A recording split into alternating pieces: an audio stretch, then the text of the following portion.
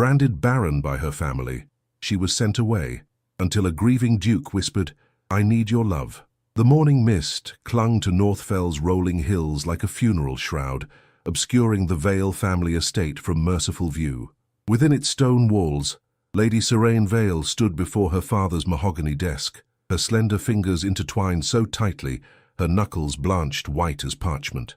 The physician's proclamation hung in the air, an invisible brand searing into her very soul, barren, useless, a vessel without purpose. "The bloodline ends with you," Lord Vale pronounced, his voice as cold as the marble beneath their feet. He did not look at his daughter, but rather through her, as if she had already faded into nothingness. 26 years of careful breeding and education wasted upon a fruitless branch. Lady Marwen Vale, resplendent in violet silk that matched the cruel set of her mouth, placed an ornate calling card upon the desk. "The Duke of Thornfield has need of a companion. His household has fallen into disarray since the passing of his wife and child." Her eyes, green and sharp as cut emeralds, swept over her daughter's trembling form. "He seeks neither wife nor mother for his heirs, so your deficiency shall not matter." Serene's chin lifted almost imperceptibly. "Who you would cast me out, mother?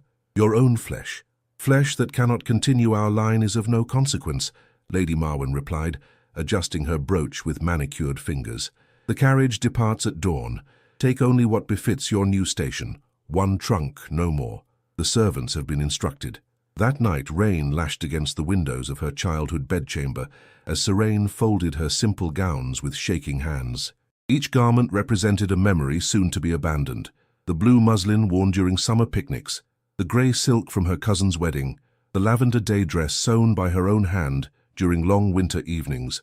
She placed each within the trunk, alongside a small volume of poetry and her mother's silver hand mirror, stolen in a moment of rebellious sentimentality.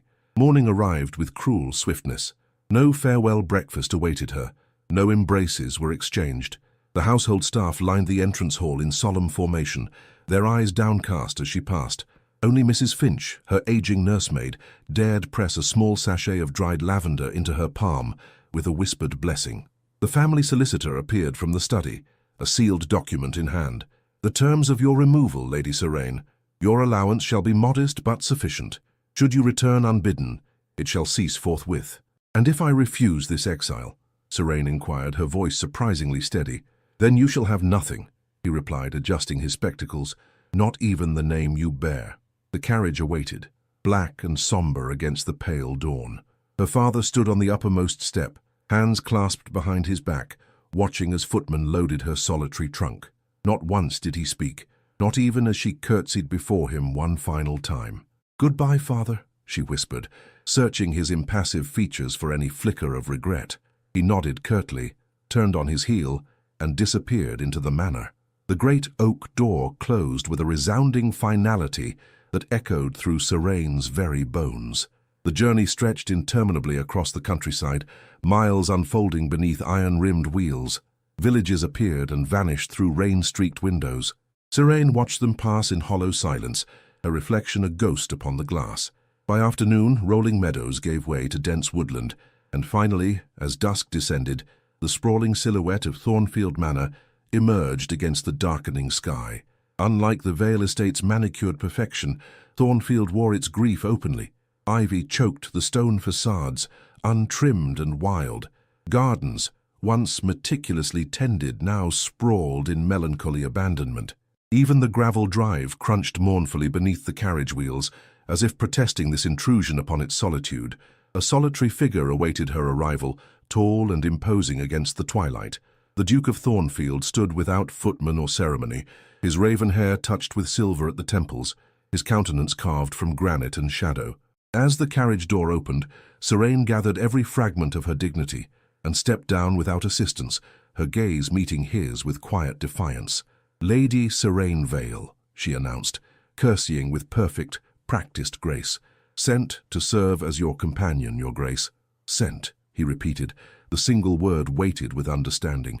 His eyes, storm-grey and penetrating, studied her with unsettling intensity. "Not come willingly, then. Few journeys of necessity begin with willing hearts, your grace." The ghost of something, perhaps respect, flickered across his severe features. "Indeed." He gestured toward the manor's imposing entrance. Welcome to Thornfield, Lady Serene, a house of ghosts and silence. I trust you shall find both suitable companions. She ascended the steps beside him, spine straight, chin lifted. Behind them the carriage departed, wheels splashing through puddles with increasing urgency, as if fleeing some unseen threat. Serene did not look back, even as the heavy oak door creaked open to reveal the cavernous darkness beyond. The door closed, the lock turned, and somewhere in the vast echoing manor, a clock struck the hour, each chime sealing her fate with merciless precision. Morning light filtered reluctantly through heavy damask curtains, casting Serene's chamber in muted amber hues. She had slept fitfully, haunted by dreams of locked doors and endless corridors. The room assigned to her, spacious yet austere, bore little evidence of recent habitation. A fine layer of dust had settled upon the writing desk, undisturbed save for the path her finger had traced the night before.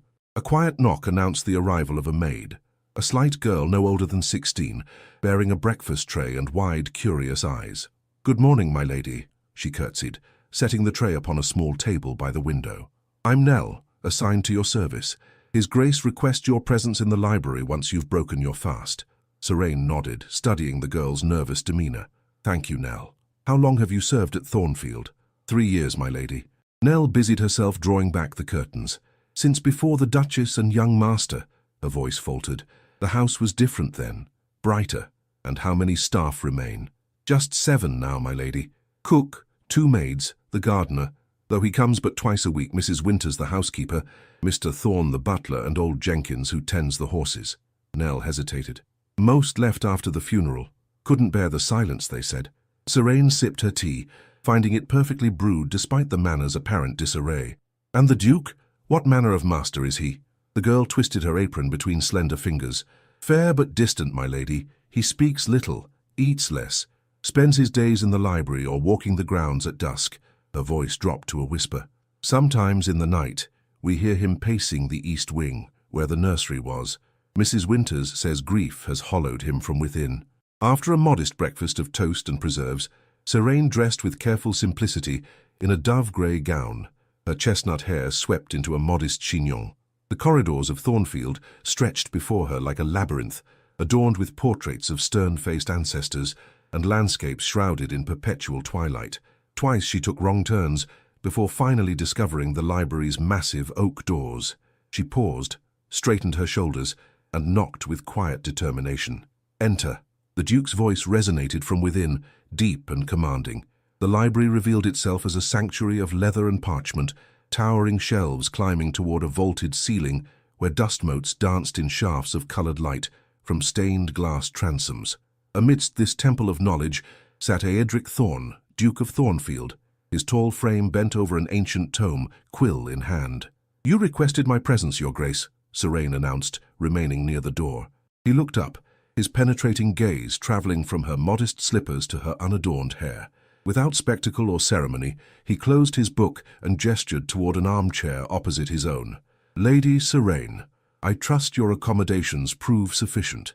"More than adequate, Your Grace," she replied, crossing the vast expanse of carpet between them with measured steps. "Your household has been most attentive." "What little remains of it," he remarked, setting aside his quill. "Your family's letter mentioned your skills include reading, correspondence, and household management.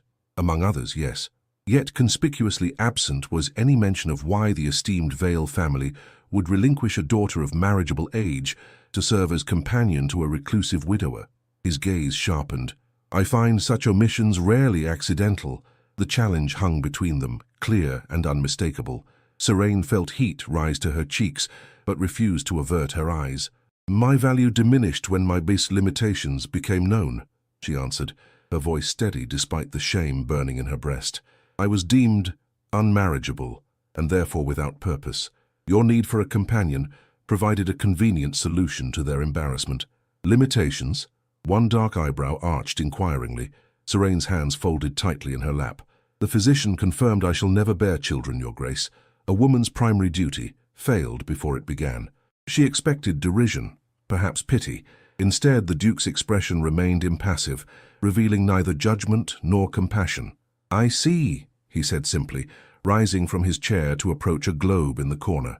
His fingers traced invisible paths across continents as he continued. Then we are both damaged vessels, Lady Serene. I, a duke without duchess or heir. You, a lady without prospect or progeny. Perhaps that is why your family selected Thornfield. Broken things belong together. I am not broken, Your Grace, Serene replied, a spark of defiance kindling within her chest, merely different from what was expected. For the first time, something resembling surprise flickered across his austere features. He studied her with renewed interest, as one might examine a familiar painting suddenly cast in unexpected light. Indeed, he murmured. Well, Lady Serene, damaged or merely different, your duties here shall be simple. My correspondence requires attention. The household books have fallen into disarray, and the library cataloguing remains unfinished since— He paused, a shadow crossing his face. Since my wife's passing. Serene rose, recognizing dismissal in his tone. I shall begin immediately, Your Grace. One more thing, he called as she reached the door. The east wing is private. Under no circumstances are you to enter without express permission. Is that understood? Perfectly, Your Grace. Very well. Mr. Thorne shall provide the ledgers and pending correspondence. We dine at 6, though you need not attend if solitude is preferable. I am hardly illustrious company. Serene paused, her hand upon the doorknob. If I may be so bold, Your Grace, I was not sent here for illustrious company. I was sent because neither of us was deemed worthy of it. She departed before he could respond, closing the door with quiet precision. Only then did she permit herself a trembling breath, her heart pounding against its cage of bone and propriety. Behind her, silence reigned, broken only by the faint sound of the Duke's chair creaking as he resumed his seat. In the corridor, weak sunlight spilled through rain-spattered windows. Serene watched water trails race down the ancient glass, each droplet charting its lonely course into oblivion. Somewhere in the vast manor, a clock chimed the hour, its resonance echoing through empty chambers and hollowed hearts. With shoulders squared and chin lifted, she turned toward the study where Mr. Thorne awaited with ledgers and obligations. The first day of her exile had begun in earnest, each step carrying her further from the life she had known, and deeper into the shadows of Thornfield Manor. The letter from her mother lay unopened in her pocket, its seal unbroken. Tomorrow would be soon enough to read final judgments. A fortnight passed in solemn procession, each day marked by routine rather than joy. Serene rose with the dawn, breakfasted in solitude, and devoted her mornings to the household ledgers, which had indeed fallen into disarray. Afternoons found her answering correspondence or organizing the library's extensive collection. Dinner was a silent affair, the Duke's presence as austere as the candelabras that illuminated their meager conversation. On this particular morning, however, Serene paused her work at the curious sound of carriage wheels crunching upon the gravel drive. Visitors were unprecedented at Thornfield.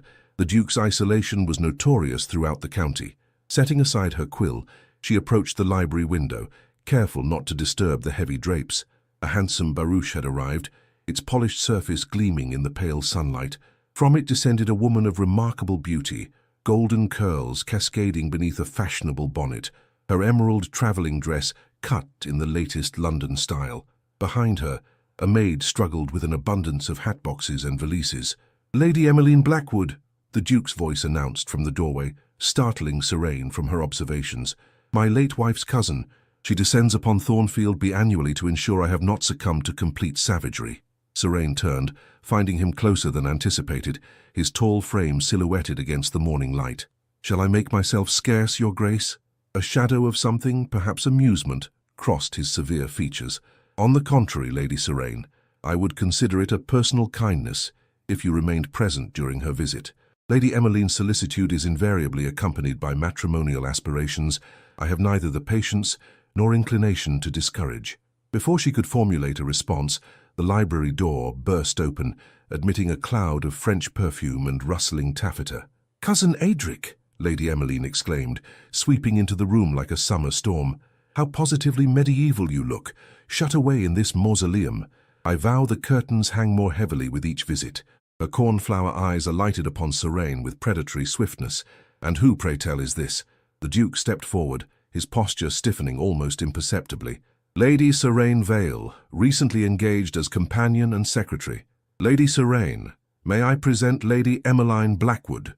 Lady Emmeline's assessment was swift and dismissive, cataloguing Serene's modest attire and unadorned hair with a single glance. "Vale? Of the Northfell Vales?" At Serene's nod, her smile sharpened.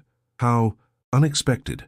I was acquainted with your mother during the London season, such a formidable woman with such exacting standards. How curious that she would permit her daughter to accept such a position.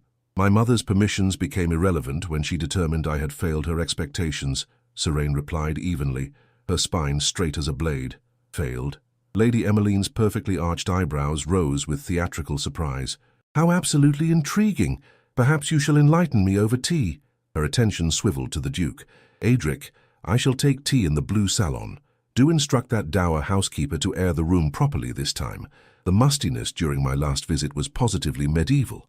With that pronouncement, she swept from the library, leaving a lingering cloud of perfume and tension in her wake. My condolences, the Duke murmured, once she had departed. Lady Emmeline considers other people's misfortunes the most delectable refreshment. I have weathered worse storms, Your Grace, Serene replied, returning to her desk with determined composure.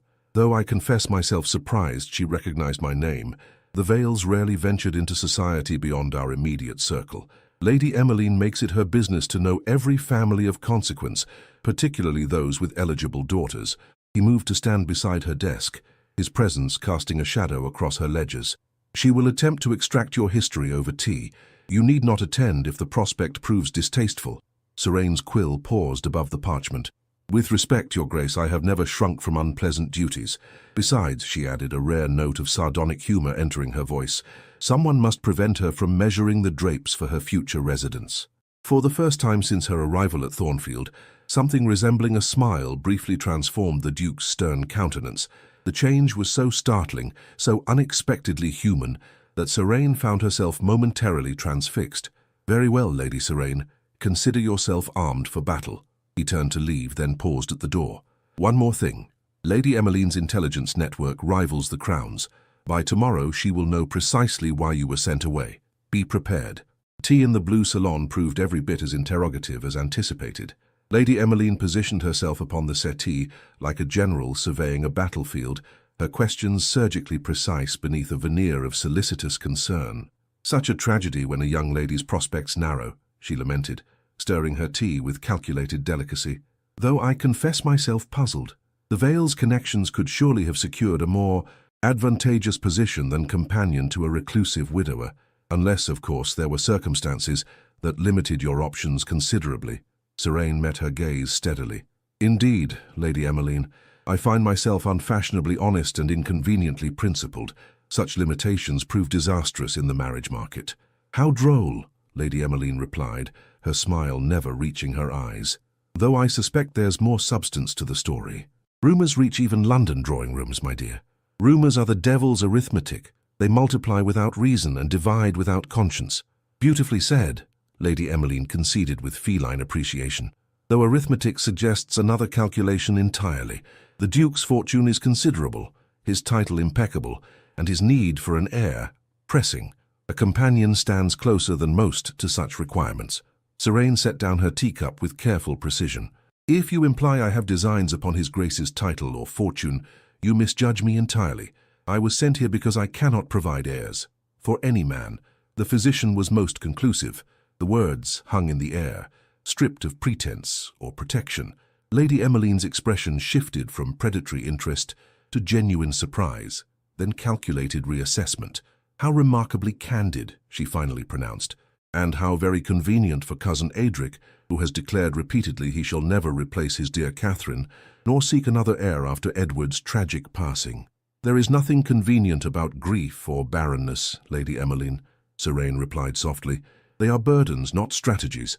Something approaching respect flickered briefly in the other woman's gaze. Perhaps, though burdens shared often weigh less heavily. She rose, smoothing her skirts with manicured hands. I shall rest before dinner. Travelling always exhausts me terribly. After Lady Emmeline's departure, Serene remained in the blue salon, watching raindrops begin their melancholy descent upon the window panes. The admission of her condition, spoken aloud for only the second time, left her feeling strangely unburdened. The shame remained, a dull ache beneath her ribs, but its edges seemed somehow less sharp in the saying. She did not hear the Duke's approach until his reflection appeared in the rain-streaked glass beside her own. I trust Lady Emmeline's inquisition proved illuminating, he said, his voice unexpectedly gentle. For whom, Your Grace? Serene asked, not turning from the window. For her, certainly. For yourself, perhaps. He stepped closer, his tall frame casting both their reflections in shadow. There is a curious liberty in speaking aloud the very thing the world condemns us for. It loses some power in the telling. Serene turned then, surprised by the understanding in his usually impassive face. You speak from experience. Grief makes pariahs of us all, Lady Serene. I am condemned for refusing to replace my wife and child with convenient substitutes. You for lacking the physical capacity to create such substitutes. Society rarely forgives either transgression. A peculiar intimacy settled between them, not of passion or even friendship, but of recognition. Two souls set apart by the very things that made them unsuitable to the world's expectations. Lady Emmeline believes I have designs upon your title, Serene confessed, a wry smile tugging at her lips. Lady Emmeline sees matrimonial conspiracies where most see furniture, he replied dryly. It is her particular talent.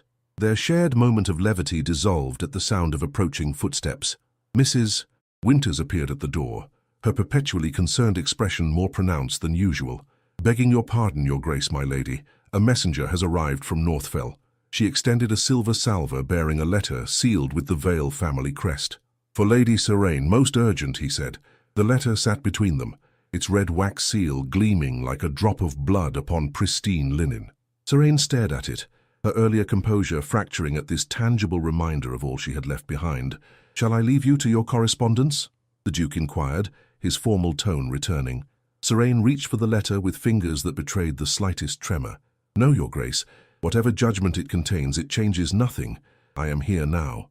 She broke the seal with deliberate precision, unfolded the heavy parchment, and began to read. As her eyes traversed the elegant script, her face drained of color, her lips pressing into a bloodless line. Lady Serene? The Duke's voice seemed to reach her from a great distance. Wordlessly, she extended the letter. He hesitated, then accepted it, his expression darkening as he read. When he looked up, something dangerous flickered in his storm-grey eyes. Your father has fallen gravely ill, he stated, his voice carefully measured. Your mother summons you home immediately, not for reconciliation, but to sign documents renouncing any claim to the Vale estate or fortune, should he not recover, to protect the patrimony from the Barren daughter, Serene whispered, her voice hollow. Even in death they would ensure my exile remains complete. The Duke studied her pale face with uncharacteristic intensity. What will you do? Before she could answer, the dinner gong sounded, its resonant tone echoing through Thornfield's shadowed corridors. From upstairs came the sound of Lady Emmeline's door opening, followed by her melodious laugh as she descended toward the dining room. I shall do what duty requires, Serene replied, gathering her composure like scattered threads. Tomorrow. She turned toward the door, her shoulders squared against invisible judgment. Behind her, the Duke remained motionless, the letter still clasped in his hand. Only when she reached the threshold did his voice follow her, low and resonant in the gathering dusk. You need not face them alone, Lady Serene. She paused, fragility and strength warring within her slender frame. Without turning, she replied simply, Thank you, Your Grace, before continuing into the corridor where Lady Emmeline awaited, resplendent in evening finery and predatory curiosity. The letter remained behind, its cruel summons laid bare upon the delicate table, where moments before they had shared an understanding beyond words. Through the window, rain fell more heavily now, obscuring the garden's tangled paths and washing away the boundaries between duty and desire, between what must be done and what might yet be possible. Dawn arrived with mercurial temperament, alternating between slanting sunlight and sudden showers, as Serene prepared for her journey to Northfell. She dressed with particular care, selecting a gown of deep burgundy, somber enough for a sick room yet possessing a quiet dignity her mother would recognize and resent. At her throat, she fastened a modest cameo brooch, the only jewelry she had brought from her former life. The carriage awaits, my lady, Nell announced, hovering anxiously at the threshold. Mr. Thorne sent word that His Grace requests your presence in the study before departure. Thank you, Nell, Serene replied, securing the last pin in her chignon. The girl lingered, twisting her apron between slender fingers. Is there something else? It's just, Nell's voice faltered. The household. We've grown fond of your presence, my lady. The Duke himself seems less haunted since your arrival. We worry you might not return. Serene's hands stilled upon her gloves. My place is here now, Nell. Whatever summons might come, I shall return by nightfall. The corridors of Thornfield seemed to watch her passage with melancholy awareness as she made her way to the study. The manor, for all its gloom and shadows, had become a sanctuary of sorts, a place where her deficiency was neither condemned nor constant topic of hushed conversation. Here she had found purpose in ledgers and correspondence, dignity in quiet routine. The study door stood ajar, morning light illuminating dust motes that danced like minuscule spirits in the air. Within, the Duke stood by the window, his tall frame silhouetted against the leaded glass. He turned at her entrance, his customary austerity softened by something resembling concern. "Lady Serene," he acknowledged, gesturing toward a leather portfolio upon his desk. "I took the liberty of consulting my solicitor regarding your situation. These documents may prove useful should your family's demands exceed propriety." She approached the desk with measured steps, opening the portfolio to reveal several legal documents bearing the Thornfield seal. "Your intervention is unexpected, Your Grace." "Not intervention," he corrected. "Protection. Your family's summons rings of desperation and avarice, not filial concern." His gaze met hers directly. "I would not see you stripped of dignity alongside inheritance." "You barely know me," she observed, surprise evident in her voice. "I know enough." He reached for a wooden box upon the mantelpiece, removing a heavy signet ring. "This bears the Thornfield crest. Show it should any attempt to coerce your signature. My solicitor, Mr. Harwood, resides in Northfell and will come immediately if called upon." Serene accepted the ring, its weight substantial against her palm. Such generosity suggests a depth of concern beyond mere employer and companion. The Duke's expression remained inscrutable, though something flickered in the storm-grey depths of his eyes.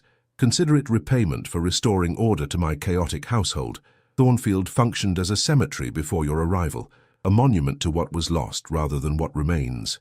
Their hands met briefly as she closed her fingers around the ring, the contact sending an unexpected warmth through her veins. For a moment neither spoke, the silence between them charged with unacknowledged recognition. "Lady Serene," he finally said, his voice lowered to near whisper, "should circumstances at Northfell prove untenable, you need only send word. I shall come personally."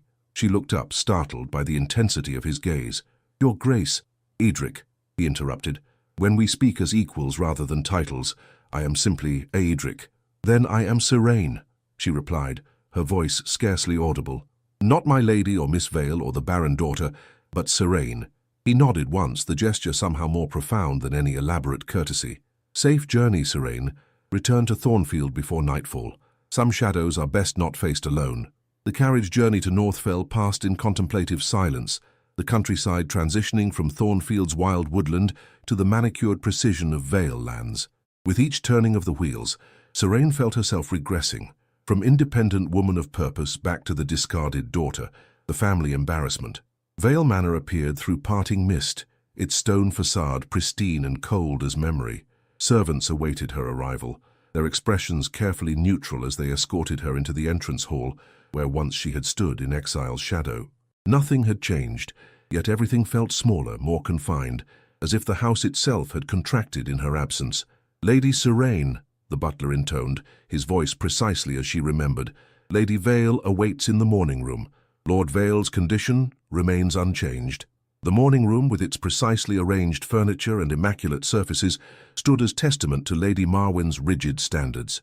Her mother sat by the window, spine straight as a blade, fingers methodically plying embroidery silk through stretched linen. She did not look up at Serene's entrance. "You've arrived at last," Lady Marwyn observed, her needle flashing in cold sunlight. "I expected greater haste when summoned to your father's potential deathbed."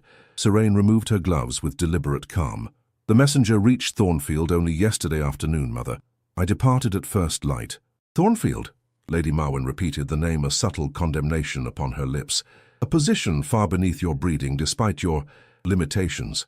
The Duke's reputation as a recluse is well established. I trust he treats you with appropriate distance." "His Grace has shown me nothing but respect and consideration," Serene replied, taking the seat opposite without invitation. "More than I received in my former home." Lady Marwyn's needle paused mid-stitch, her green eyes finally rising to assess her daughter. "Impertinence does not become you, Serene, particularly when your father's health hangs in precarious balance. Forgive me if I question the sincerity of your concern, given the documents I am summoned to sign." Serene met her mother's gaze without flinching. "Tell me, Does father even know I've been called home? Your father's awareness is limited by laudanum and fever, Lady Marwen replied, resuming her needlework with practiced precision. The physician offers little hope of recovery. As such, certain arrangements must be made to protect the estate. From me? Seraine asked, incredulity coloring her voice. Her daughter you've already disowned and dismissed. Lady Marwen set aside her embroidery with a sigh that suggested infinite patience tested beyond endurance.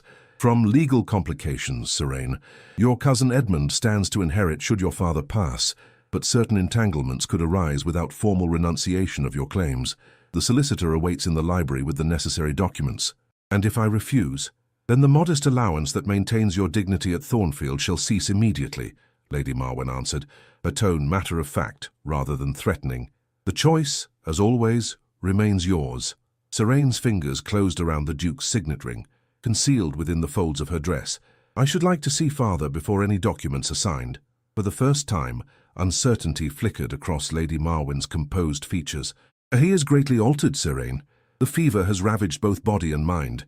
It would serve neither of you to witness such decline.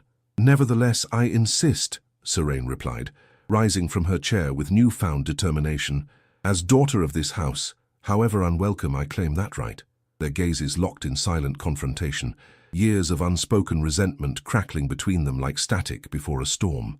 Finally, Lady Marwen nodded curtly. Very well. Mrs. Hargrove will accompany you to the sick room. 10 minutes, no more. The physician was most insistent about limited disturbances. The master's chambers occupied the manor's eastern wing, a realm Seraine had seldom entered even as a child. Heavy drapes shrouded the windows, casting the spacious room in sepulchral dimness broken only by a single bedside lamp. There, amidst pillows and linens, lay Lord Vale, once imposing patriarch, now diminished to skeletal fragility. Father, Seraine whispered, approaching the bedside with cautious steps. His eyelids fluttered, revealing fever-bright eyes that struggled to focus upon her face. Catherine, he murmured, voice cracked and distant. Is it you? Returned at last? Seraine froze, recognizing her mother's given name. No, father. It's Seraine, your daughter. Daughter, he repeated, the word emerging like a forgotten melody. My little songbird. They told me, they said you were gone, that you could not. Hush now, she soothed, gathering his withered hand between her own. I am here. Rest and recover your strength. His fingers clutched hers with surprising vigor. The papers, he rasped, agitation creasing his brow. Your mother, the solicitor, you must not sign. Promise me, Catherine. Promise me you will protect our songbird. Understanding dawned like cold sunlight.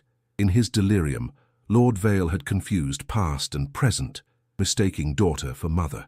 More critically, he appeared unaware of, perhaps even opposed to, the renunciation Lady Marwen had orchestrated. I promise, Seraine whispered, squeezing his hand gently. Rest now. All shall be well. She departed the sick room with measured steps, mind racing beneath a carefully composed expression. In the corridor, Mrs. Hargrove waited with professional concern. Did his lordship recognize you, my lady? Not entirely, Seraine answered truthfully. The fever has indeed affected his faculties. A pity, the housekeeper replied, leading her toward the staircase. Lady Vale awaits you in the library with Mr. Simmons. The documents require immediate attention, I understand. The library, once her childhood sanctuary, now felt like a tribunal chamber. Lady Marwen stood by the massive desk, the family solicitor seated before a neat arrangement of legal papers. His expression, professional yet triumphant, suggested a trap well laid and sprung. Lady Seraine, he greeted, rising with obsequious deference. My sincere condolences regarding Lord Vale's condition. These unfortunate circumstances necessitate certain legal precautions, as your esteemed mother has no doubt explained. Seraine approached the desk, noting the multiple documents awaiting her signature. My father seems unaware of these arrangements, Mr. Simmons. Indeed, he explicitly mentioned not signing any papers presented. The solicitor's smile tightened fractionally. His lordship's fever-induced confusion is precisely why these measures are necessary, my lady, to protect the estate during his incapacitation. I see. Seraine retrieved the Duke's signet ring from her pocket, setting it deliberately upon the desk. Then I believe we require a second opinion. Please send for Mr. Harwood immediately. Lady Marwen's eyes narrowed at the sight of the Thornfield crest. What is the meaning of this, Seraine? Who is Mr. Harwood? "The Duke of Thornfield's solicitor," she replied calmly. "His Grace anticipated such complications and offered legal counsel." The room fell silent save for the ticking of the mantel clock. Lady Marwyn and Mr. Simmons exchanged glances, fraught with unspoken calculation. "How very considerate of His Grace," Lady Marwyn finally responded, her voice brittle as thin ice. "One wonders at such personal interest in a mere companion's affairs." Before Serene could respond, the library door opened to admit a flustered footman. "Begging your pardon, my lady, but there's a gentleman arrived, the Duke of Thornfield himself, requesting immediate audience with Lady Serene." Outside, carriage wheels crunched on gravel with decisive finality. Through the library window, Serene glimpsed Eadric's tall figure descending to the drive, his expression grave and determined as storm clouds gathered on the horizon. The Vale Manor Library, once a sanctuary of childhood reading and rainy day explorations, had transformed into an arena of silent warfare. Lady Marwyn's glacial composure fractured momentarily at the footman's announcement, her fingers whitening around the embroidered handkerchief clutched in her palm. "The Duke of Thornfield," she repeated, disbelief colouring each syllable. "Requesting audience with my daughter?" "With Lady Serene, yes, my lady," the footman confirmed, his gaze carefully averted from the palpable tension permeating the air. "He awaits in the receiving room and expressed particular urgency." Mr. Simmons cleared his throat with lawyerly precision. "Perhaps these documents should be attended to before receiving visitors, Lady Vale. His lordship's condition grows more precarious by the hour." "Indeed," Lady Marwyn agreed, composure reinstated like a carefully arranged mask. "Serene, whatever arrangement exists between yourself and the Duke must wait until family matters are resolved. The papers require immediate signature." Serene's posture remained unwavering, the Duke's signet ring still prominently displayed upon the polished desk surface. "I believe His Grace's arrival suggests these are no longer merely family matters, Mother, and I shall sign nothing without proper legal counsel." Lady Marwyn's gaze hardened to emerald flint. "You forget yourself, daughter. This house and all within it remain under my authority, while your father lies incapacitated. You shall do as instructed, or face consequences beyond mere financial disinheritance. What further punishment remains, Mother? You have already stripped me of name, home, and dignity. You have labelled me defective and cast me into exile." Serene's voice remained steady, though her heart thundered against her ribs. "I am no longer the frightened daughter who departed in shame. I have found purpose beyond the narrow confines of matrimony and motherhood." The library door opened once more, admitting Eadric without announcement, his commanding presence immediately dominating the chamber despite the lack of ceremony. He wore riding clothes rather than formal attire, suggesting haste rather than planned visitation, yet his bearing remained unmistakably aristocratic. "Lady Vale," he acknowledged with minimal courtesy before turning to Serene, his gaze softening imperceptibly. "Lady Serene, forgive the intrusion. Certain intelligence reached Thornfield after your departure that necessitated immediate intervention." Lady Marwyn's spine stiffened further, if such were possible. "Your Grace, this unexpected arrival interrupts a private family matter of considerable delicacy. Perhaps you might call at a more appropriate time." "I think not," Eadric replied, his tone courteous yet unyielding as he approached the desk. His glance fell upon the scattered documents, then to his signet ring, before returning to Serene's face with unmistakable concern. "I see my suspicions were well founded. Lady Serene, has any document been signed?" "None, Your Grace," she answered, relief evident in her voice, "though considerable pressure has been applied." Mr. Simmons rose with nervous deference, bowing repeatedly as he gathered the papers into disorderly stacks. "A simple family arrangement, Your Grace, ensuring orderly succession during Lord Vale's unfortunate incapacitation. Nothing that requires external intervention, I assure you." "Indeed." Eadric retrieved a folded document from his coat pocket. "Then perhaps you might explain this letter, received at Thornfield scarcely an hour after Lady Serene's departure. It bears Lord Vale's signature and yesterday's date, yet purports to authorize the very renunciation you now press upon his daughter.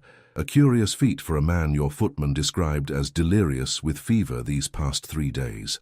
Serene gasped softly, extending her hand for the letter. The signature, ostensibly her father's, showed unmistakable deviation from his familiar, forceful hand, a weak approximation at best, possibly traced or guided by another's hand. "A forgery," she whispered, looking up to meet her mother's gaze. Lady Marwyn's complexion paled to alabaster, though her expression remained rigidly controlled. An outrageous accusation, Your Grace. The document merely confirms verbal instructions Lord Vale provided before fever clouded his faculties. Then you will have no objection to my solicitor, Mr. Harwood, examining all documents before Lady Seraine's signature is requested, Edric replied, his tone suggesting this was statement rather than question. He awaits in my carriage and brings considerable expertise regarding inheritance law. The air between Lady Marwen and the Duke crackled with unspoken hostility. Mr. Simmons shifted uncomfortably, papers clutched protectively against his waistcoat, eyes darting between the adversaries like a trapped creature seeking escape. This intervention is most improper, Your Grace, Lady Marwen finally pronounced, each word precisely measured. One wonders at such personal interest in a mere household employee. Perhaps your concern extends beyond professional boundaries. Adric's expression hardened to granite, though his voice remained controlled. My concern, Lady Vale, extends to justice and propriety, qualities apparently diminished in this household. Lady Seraine's position at Thornfield is one of respect and value, concepts evidently foreign to those who would cast aside a daughter for circumstances beyond her control. You know nothing of our circumstances, Lady Marwen hissed, composure finally fracturing. Nothing of what her condition means for a lineage 8 centuries unbroken. Nothing of duty or legacy or obligation. I know everything of legacy and its cost, he countered, stepping closer to Seraine in unmistakable alliance. I buried my son, my only heir, alongside his mother. The Thornfield line ends with me, by cruel fate rather than choice. Yet I would sooner see my title extinct than perpetuate it through manipulation and cruelty. Silence descended, heavy and charged as air before lightning strikes. Seraine stood motionless between these opposing forces, maternal rejection and unexpected championship, her heart divided between lifelong conditioning to obedience and newfound courage to defy. The mantel clock chimed 3, its resonant tones echoing through the strained atmosphere. Outside rain began falling in earnest, droplets streaming down leaded windows like silent tears. I wish to see these documents examined properly, Seraine finally declared, gathering her resolve like scattered fragments of armor. And I wish to understand precisely what claims I am being asked to surrender. Lady Marwen's lips compressed to a bloodless line. You would trust this stranger above your own blood? This man who clearly harbors improper designs upon your compromised position? The Duke has shown me nothing but respect and consideration, Seraine replied evenly. More than I received from those who should have cherished me regardless of my physical limitations. How touching, Lady Marwen sneered, abandoning pretense of maternal concern. Tell me, Your Grace, does Lady Seraine know the full circumstances of your wife's passing? Of the rumors that followed? Perhaps your interest in Barren companions stems from particular requirements. Adric's expression darkened dangerously, though his voice remained controlled. Character assassination ill becomes you, Lady Vale. I suggest we confine our discussion to the matter at hand, the attempted coercion of your daughter into surrendering birthrights while her father lies incapacitated. The confrontation might have escalated further had not the library door burst open once more, admitting Mrs. Hargrove in a state of evident distress, cap askew and hands trembling. My lady, she gasped, addressing Lady Marwen with desperate urgency. His lordship, the physician says you must come immediately. The crisis has arrived. Lady Marwen's expression shifted from cold fury to genuine alarm. Without further word, she swept from the library, skirts rustling against furniture as she hastened toward the staircase, Mrs. Hargrove following in agitated pursuit. Mr. Simmons hesitated, documents still clutched protectively against his chest, caught between professional obligation and the dramatic interruption. Perhaps these matters might be postponed, he suggested weakly, edging toward the door. Given the circumstances, the documents remain here, Adric commanded, his tone brooking no opposition, to be examined at leisure once Lord Vale's condition stabilizes. The solicitor's protest died unspoken beneath the Duke's unyielding gaze. With reluctant deference, he returned the papers to the desk before retreating from the library with minimal dignity intact. Alone at last, Seraine released a shuddering breath, tension draining from her shoulders like water from cupped palms. Adric moved to her side, concern evident in his usually impassive features. Are you well? He inquired, his voice gentled from its earlier steel. I hardly know, she confessed, sinking into the nearest chair. Everything happens with such bewildering swiftness.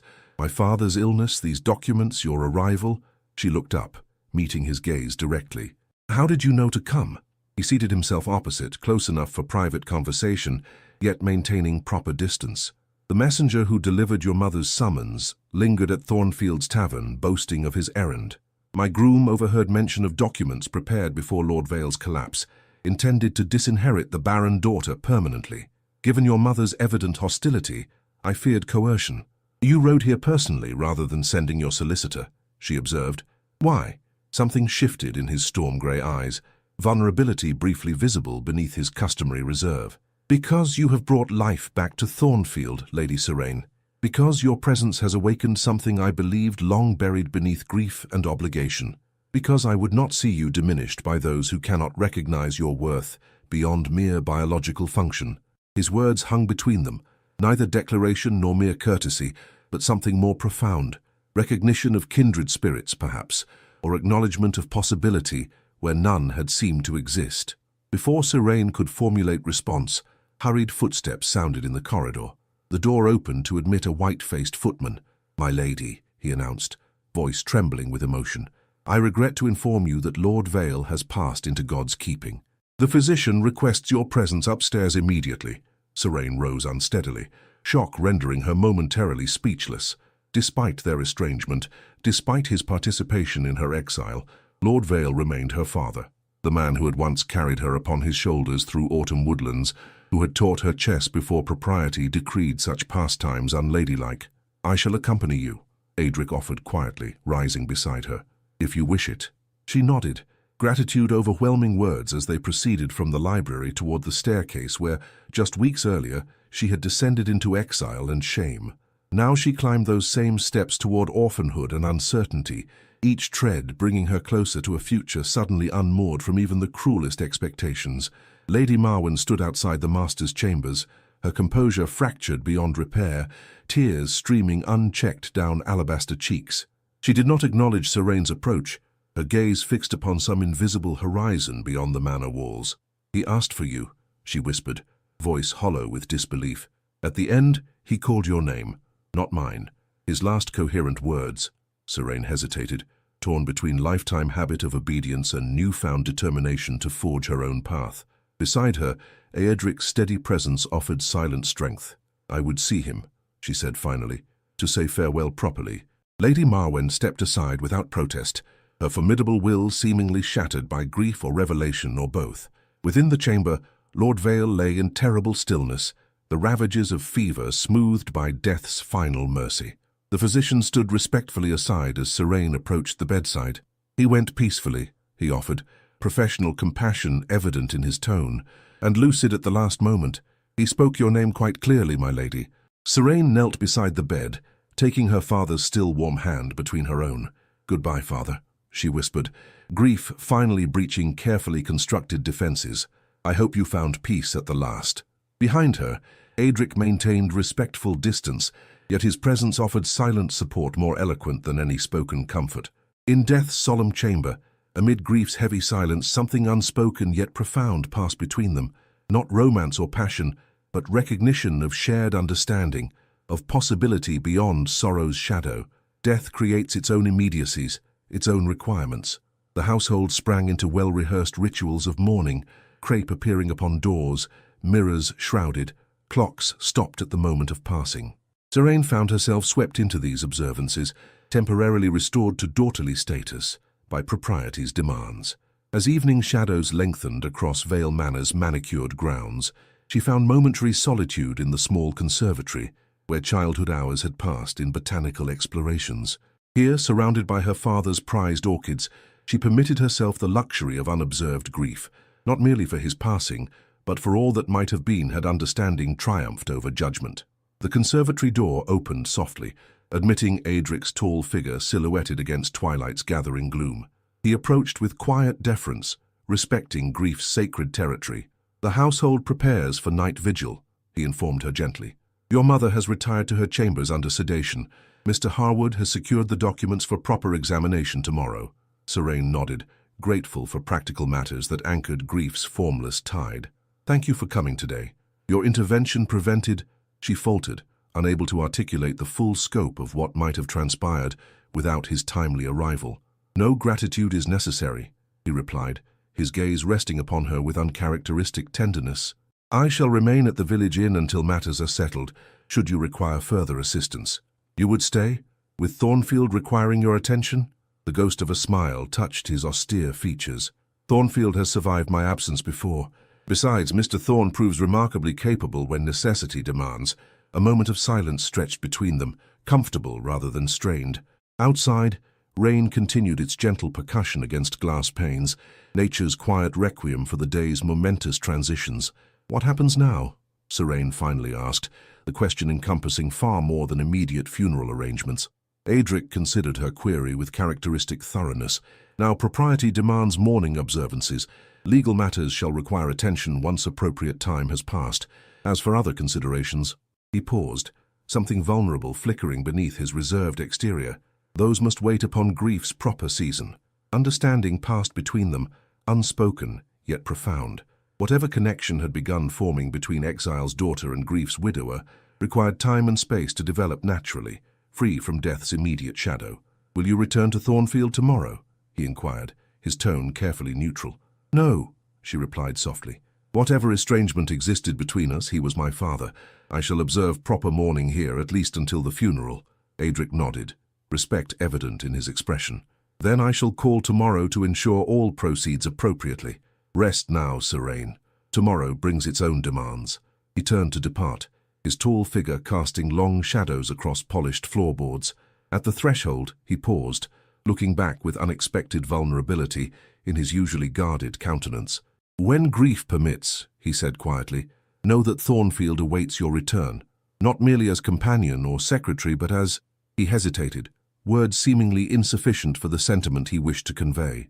"As valued presence," he concluded finally, "as one whose absence would render the house diminished beyond reckoning." With that declaration, neither love's profession nor mere courtesy, but something equally profound, he departed, leaving Serene surrounded by her father's treasured orchids and the whispered possibility of future blooming beyond sorrow's necessary season. A fortnight of prescribed mourning transformed Vale Manor into a mausoleum of black crepe and hushed voices. Serene moved through these rituals like a sleepwalker, accepting condolences from neighbors who had shunned her after the physician's pronouncement, enduring Lady Marwen's grief that manifested as bitter recrimination rather than shared sorrow. The funeral proceeded with all propriety wealth could purchase: somber hymns, dignified sermon, measured tears behind black veils. Lord Vale was laid to rest in the family crypt beneath marble angels and Latin inscriptions that spoke of legacy and lineage, concepts that had driven father and daughter apart in life's final chapter.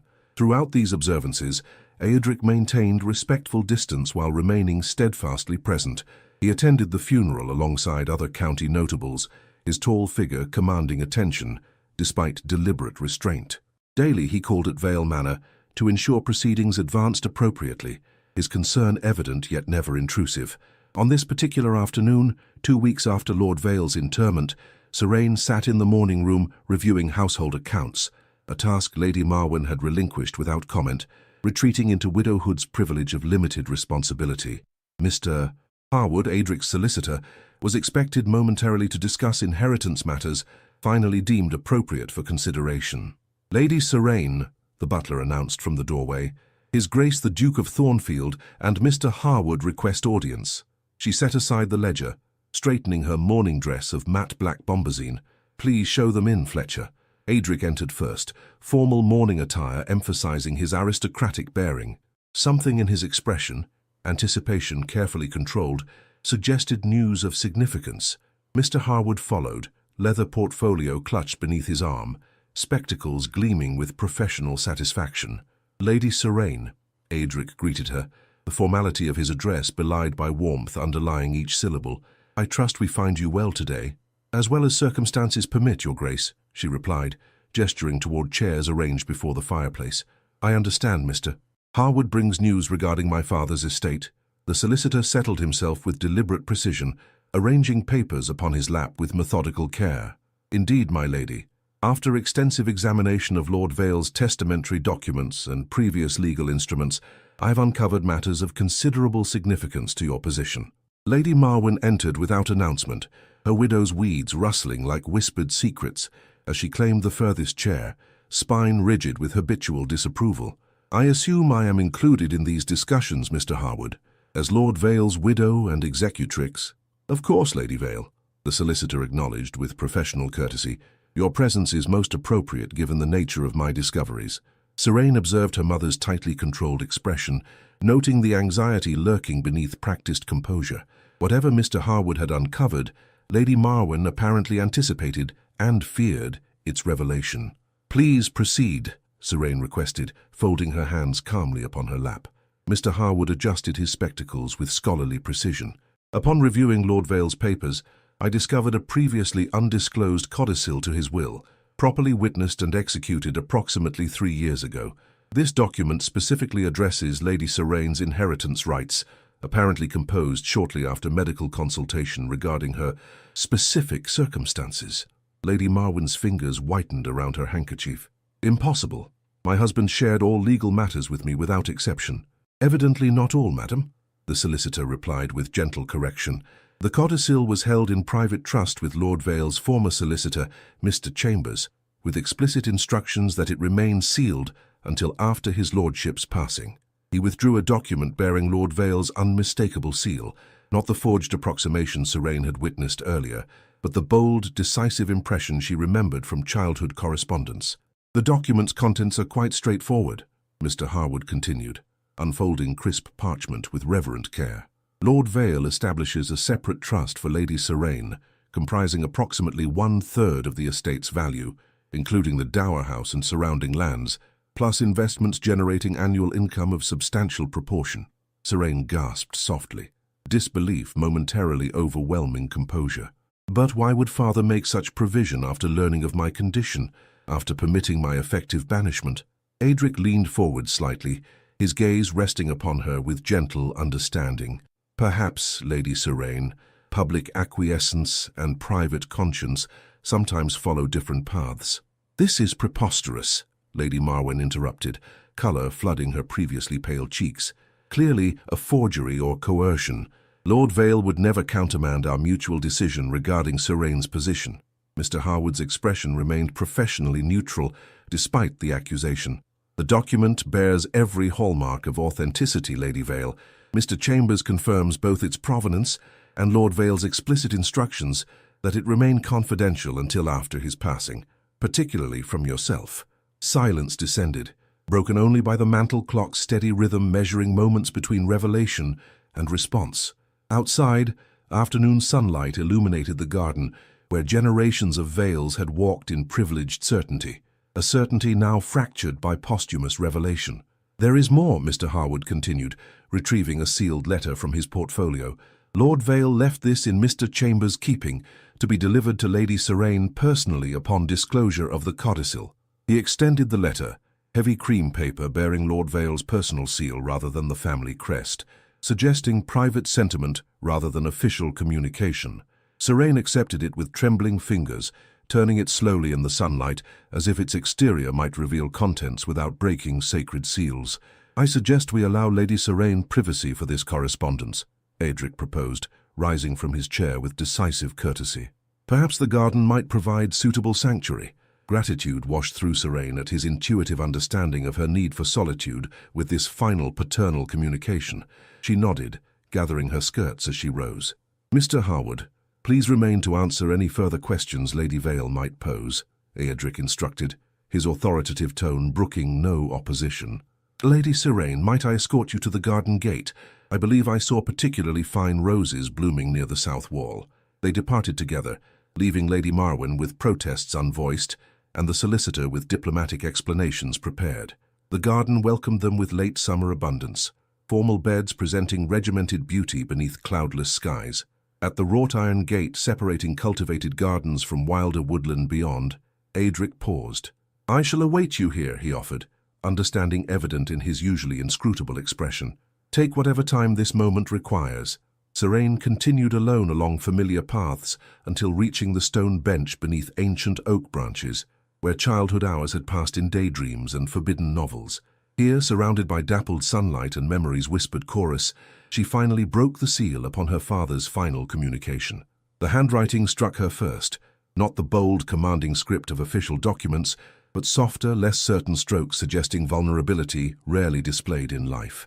My dear Serene, if you read these words, I have passed beyond opportunity for spoken reconciliation, a cowardice for which I beg forgiveness.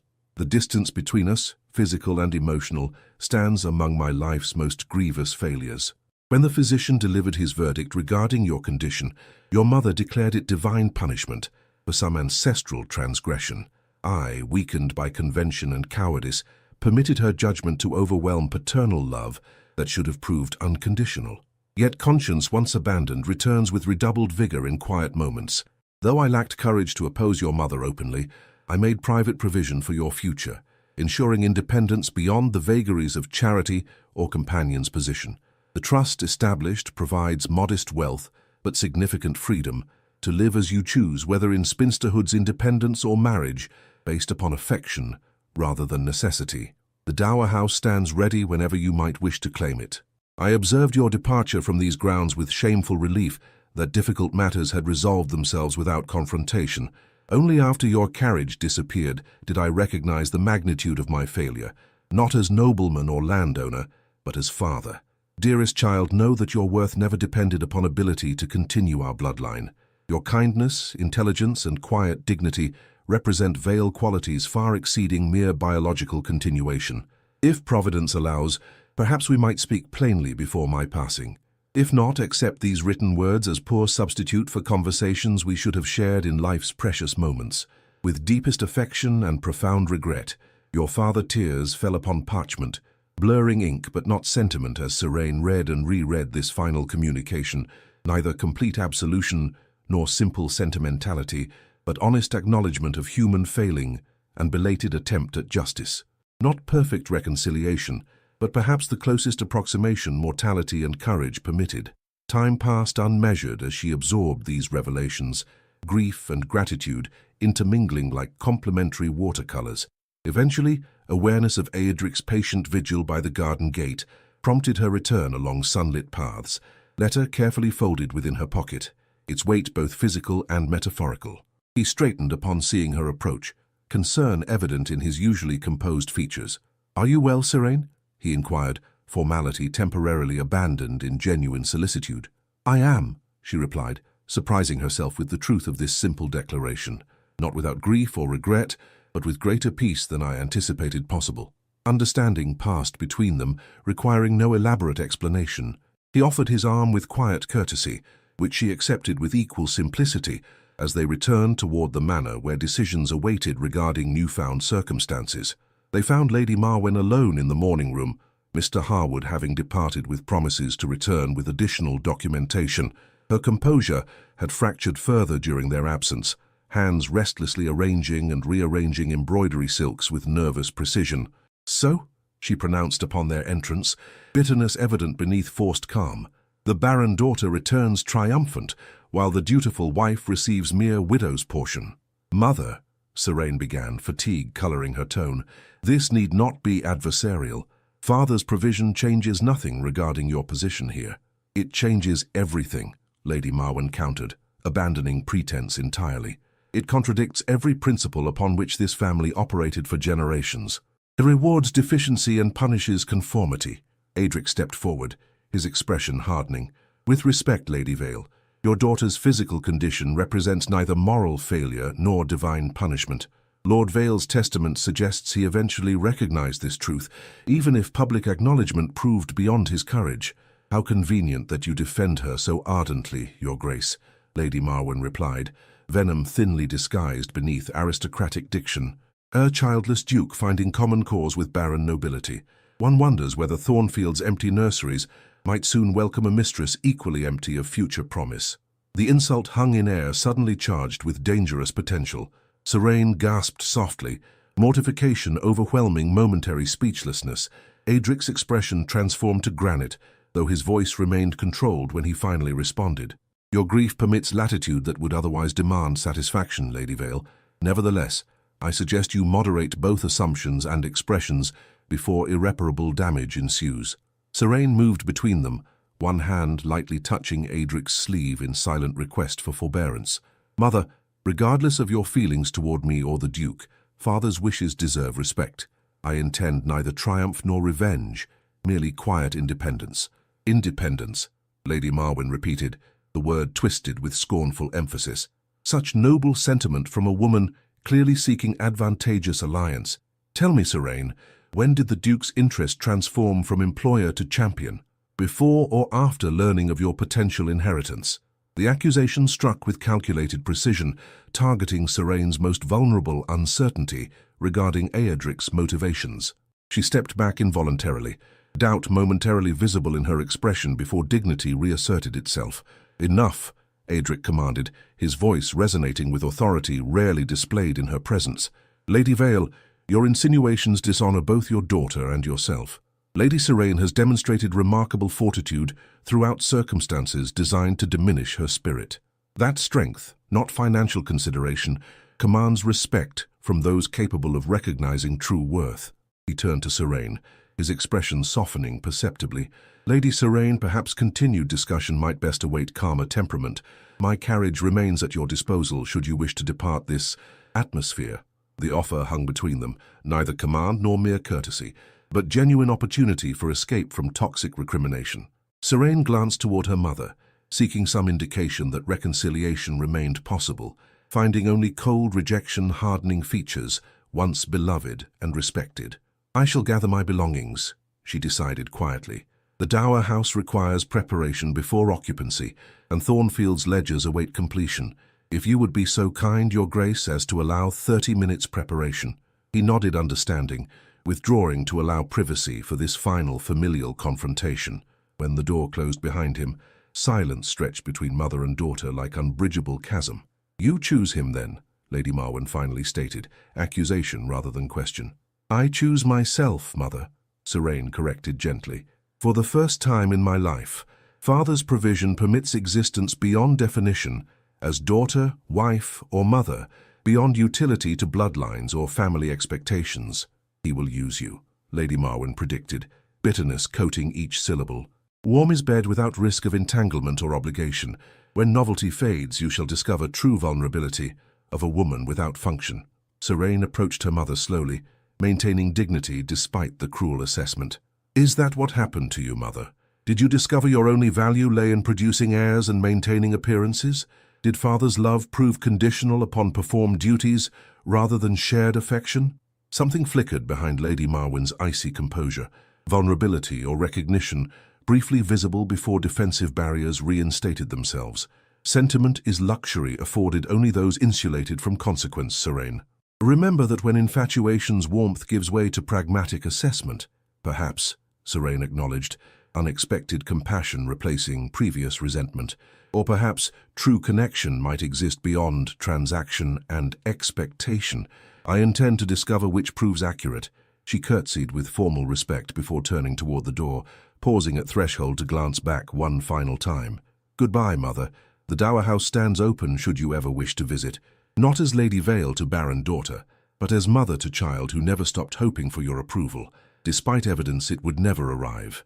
30 minutes later, Serene descended Vale Manor's grand staircase for the second departure of her adult life.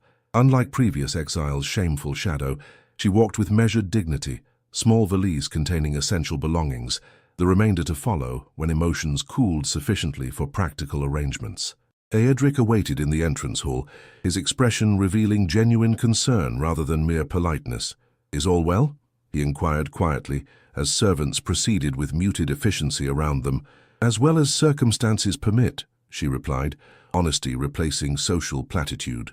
Though I confess uncertainty regarding immediate plans, the dower house requires significant preparation before habitation becomes practical. Thornfield awaits your return, he offered simply. Not as companion or secretary, but as honored guest while future arrangements coalesce. The carriage journey began in comfortable silence, Vale Manor receding behind them, like shore disappearing from shipboard perspective.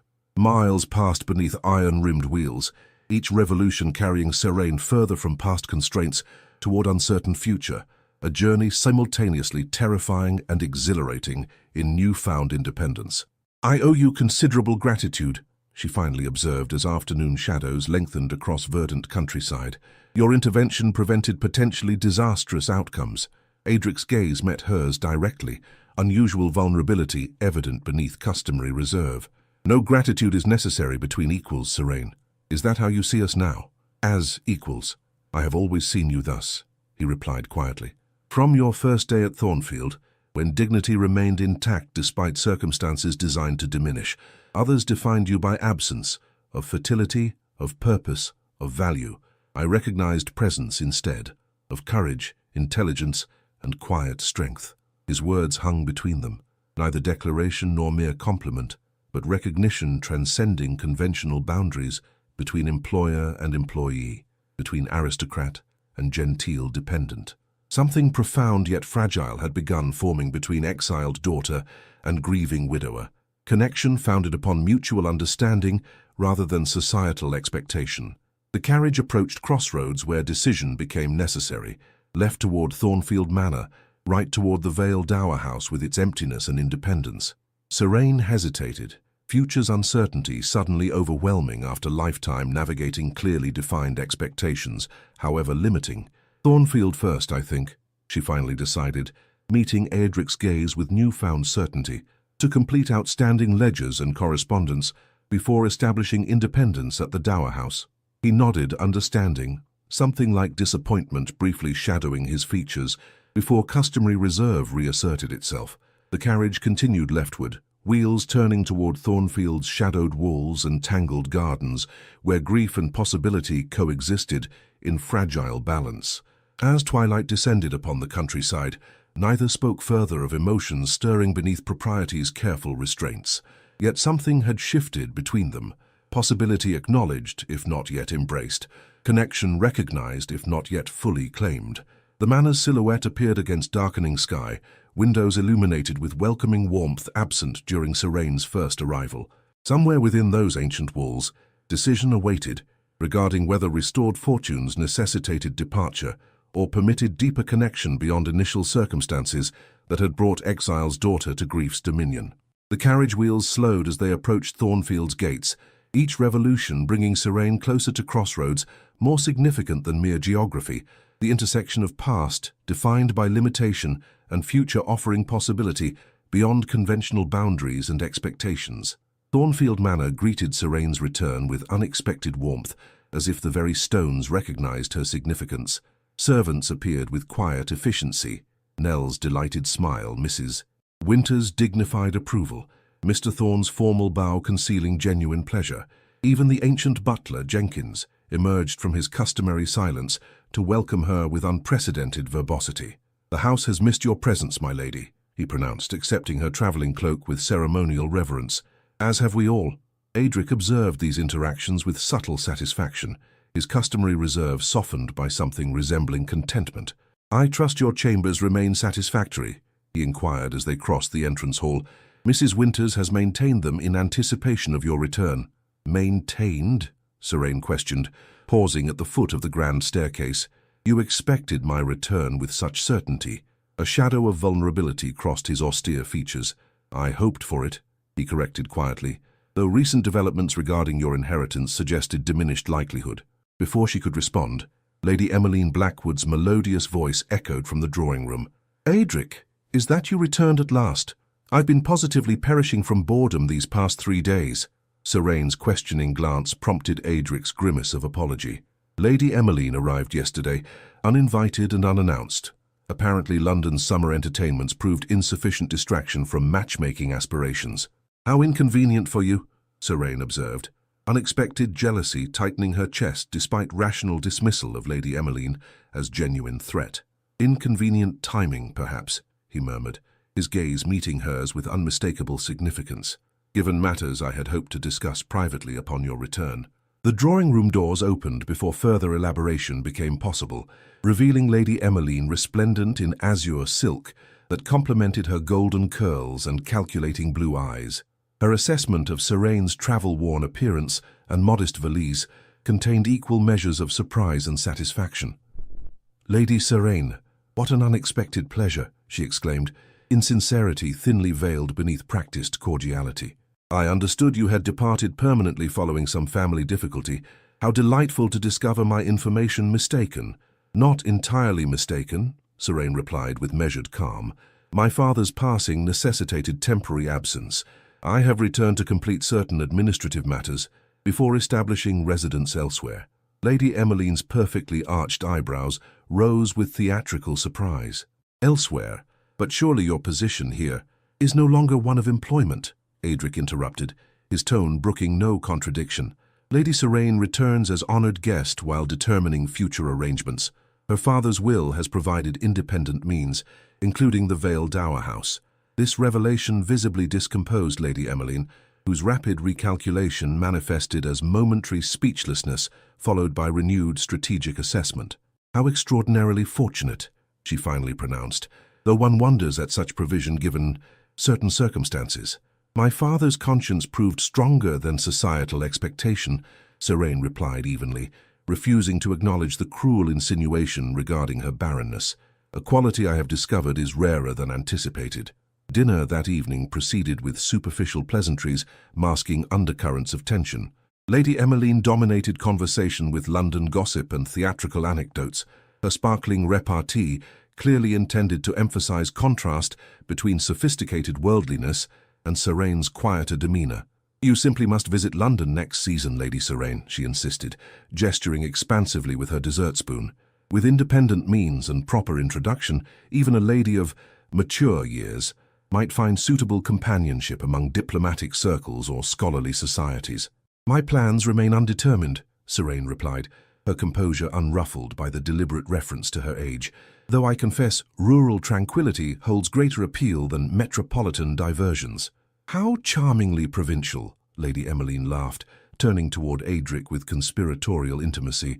Though surely, cousin, you recognize the limitations of permanent rural seclusion.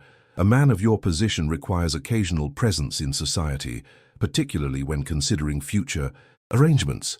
Adric's expression remained impassive, though something dangerous flickered in his storm-grey eyes. My future arrangements, as you term them, remain my exclusive concern, Lady Emmeline. Neither society's expectations nor familial interference shall determine their nature. The subtle rebuke momentarily silenced Lady Emmeline's machinations, though calculation remained evident beneath her perfect composure. The remainder of the meal passed in mercifully neutral conversation until ladies withdrew, leaving Adric to traditional port and solitude. In the drawing-room, Lady Emmeline abandoned pretense entirely once servants departed. Your circumstances have certainly improved since our last encounter, she observed, rearranging silk skirts with deliberate precision. From companion to heiress in one convenient bereavement. How fortuitous. There was nothing fortuitous in my father's passing, Serene replied, maintaining dignity despite provocation, nor in the estrangement preceding it. Yet here you are, Lady Emmeline continued, fingertips tracing delicate patterns upon damask upholstery, conveniently positioned between independence and vulnerability. One wonders which proves more attractive to a gentleman in Adric's position. Serene turned from the window, where twilight shadows had claimed her attention. What precisely do you imply, Lady Emmeline? Merely that circumstances create fascinating possibilities, the other woman replied with feline satisfaction. A barren woman holds certain attractions for a widower haunted by past tragedy. All the companionship, none of the risk of repeating painful history. The cruel assessment hung between them, its calculated precision striking deeper than Serene cared to acknowledge. Her own uncertainties regarding Adric's intentions, unspoken yet persistent, found unwelcome voice in Lady Emmeline's insinuations. You mistake the Duke's character entirely, she finally responded, concealing hurt beneath calm dignity. His consideration extends beyond calculating advantage or convenient arrangement. Does it? Lady Emmeline smiled with practiced sympathy. Men of consequence rarely act without purpose, Lady Serene, particularly those scarred by experience. Consider carefully whether affection or expedience motivates apparent regard. Further confrontation was prevented by Adric's entrance, his expression suggesting awareness of tension despite absence during the exchange. His gaze moved between the women with perceptive assessment, lingering upon Serene's carefully composed features. Lady Emmeline, you mentioned fatigue earlier, he observed with pointed courtesy. Perhaps retirement would prove beneficial after your journey's exertions. The dismissal, though politely phrased, remained unmistakable. Lady Emmeline rose with calculated grace, her smile revealing neither offence nor acquiescence. "How considerate, cousin, though I had hoped for extended conversation regarding certain family matters. Tomorrow will provide ample opportunity," he replied firmly. "Good night, Lady Emmeline." She departed with rustle of expensive silk and lingering fragrance, leaving momentary silence in her wake. Theodric crossed to the fireplace, his tall figure silhouetted against dancing flames that cast his features in stark relief. "I apologize for her presence," he said finally, turning towards Serene with uncharacteristic uncertainty. "Had I anticipated your return today, I would have discovered urgent business requiring her immediate departure." "No apology is necessary," Serene replied, attempting lightness despite lingering discomfort from Lady Emmeline's assessment. "She clearly holds long-standing affection for you." "She holds long-standing affection for Thornfield's title and fortune," he corrected dryly. "My person remains incidental to her aspirations." Silence settled between them, neither uncomfortable nor entirely companionable, a pause pregnant with unspoken possibilities and uncertainties. Through the window, stars emerged against indigo sky, eternal witnesses to human complications and temporary struggles. "You mentioned matters requiring discussion," Serene finally observed, gathering courage beneath composed exterior. Before Lady Emmeline's interruption, Adric moved toward her with deliberate steps, stopping at respectful distance that nonetheless allowed greater intimacy than their usual interactions. "Indeed, though perhaps tonight proves unsuitable, given your journey's fatigue and recent confrontations." "I am neither fragile nor fearful of difficult conversations," she replied, meeting his gaze directly. "Recent months have cured any such tendencies permanently." Something resembling admiration flickered across his austere features. "Very well." He hesitated, uncharacteristic uncertainty replacing his usual decisive manner. "Your changed circumstances create both opportunity and potential complication, Lady Serene. Your inheritance permits choices previously unavailable, including departure from Thornfield without financial concern." "Is that your wish?" she questioned softly, heart suspended between beats as she awaited his response. "That I should depart? It is precisely what I do not wish," he answered, vulnerability evident beneath careful control. "Yet, my wishes must not constrain your newfound freedom. The Vale Dower House offers independence I cannot rightfully discourage, however personally unwelcome its exercise might prove." Understanding dawned gradually. He feared her departure, yet refused to limit her choices through emotional manipulation or expressed preference. The realization warmed her heart, while simultaneously frustrating her desire for clear declaration. "What if independence proves compatible with connection?" she suggested carefully, navigating uncharted territory between proper reserve and honest communication. "What if the Dower House's ownership need not mandate immediate occupancy?" Hope kindled in his expression, quickly tempered by habitual caution. "Such arrangement would require definitive understanding regarding future expectations and present circumstances." "Then let us establish such understanding," Serene replied, courage mounting with each word. "Without Lady Emmeline's presence or interference." His lips curved in rare, genuine smile that transformed his severe countenance. "A practical suggestion. Perhaps tomorrow morning? The Rose Garden offers both privacy and pleasant surroundings for significant conversations." The moment held perfect balance between anticipation and restraint, between possibility acknowledged and propriety maintained. Neither moved to breach conventional distance, yet something profound passed between them, recognition of mutual regard transcending initial circumstances of their acquaintance.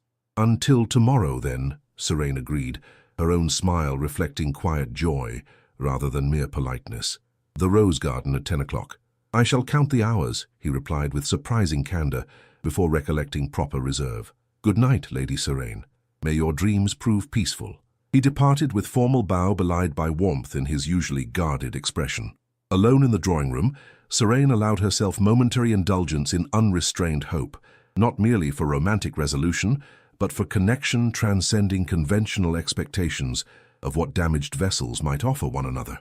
Outside, night deepened toward midnight, as ancient Thornfield settled into creaking slumber.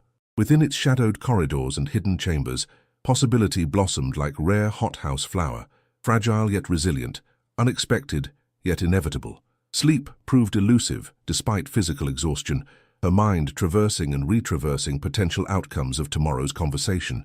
Would he offer formal courtship, marriage of convenience, something less defined yet equally meaningful? Lady Emmeline's cruel assessment that Siraine's barrenness represented convenient attraction rather than impediment returned with unwelcome persistence, poisoning anticipation with doubt's bitter tincture. Dawn arrived with misty tenderness, golden light filtering through ancient trees surrounding Thornfield's grey stones. Siraine dressed with particular care, selecting lavender muslin that softened her features while maintaining appropriate mourning-adjacent sobriety. Her reflection revealed neither girlish anticipation nor spinsterish resignation, but woman of mature years facing life's possibilities with earned wisdom. The breakfast room stood empty save for Mrs. Winters, who informed her that both the Duke and Lady Emmeline had ridden out at first light, the latter having received urgent correspondence necessitating immediate return to London, the former accompanying her to the mail coach as courtesy demanded. His Grace left particular message, the housekeeper added with unusual warmth. The Rose Garden appointment remains unchanged upon his return, expected before 10 o'clock. Relief mingled with disappointment. Relief at Lady Emmeline's departure, disappointment at delay in anticipated conversation. Siraine broke her fast with toast and tea, then retreated to the library where ledgers awaited attention after fortnight's neglect. Time passed in productive concentration until the mantel clock chimed 10:15, prompting anticipatory preparation for the garden rendezvous. Selecting a volume of poetry as pretense for solitary contemplation, she made her way through Thornfield's corridors toward the side entrance accessing formal gardens beyond. The rose garden presented autumnal splendor, late blooms offering final fragrant glory before winter's inevitable dormancy. Stone benches positioned at strategic intervals provided comfortable observation points, while gravel paths crunched pleasantly underfoot, announcing approach or departure with reliable clarity.